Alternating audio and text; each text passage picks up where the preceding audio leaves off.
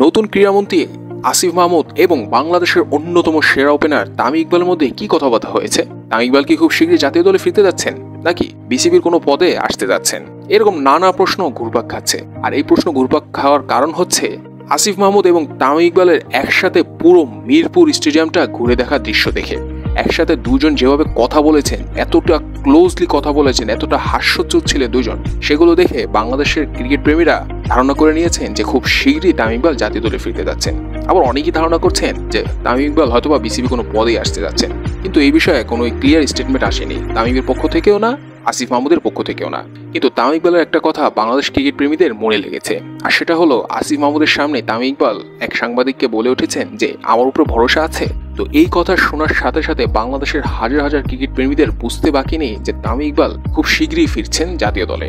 এখন সেটা কি জাতীয় দলে হবে নাকি বিসিবির কোনো পদে হবে?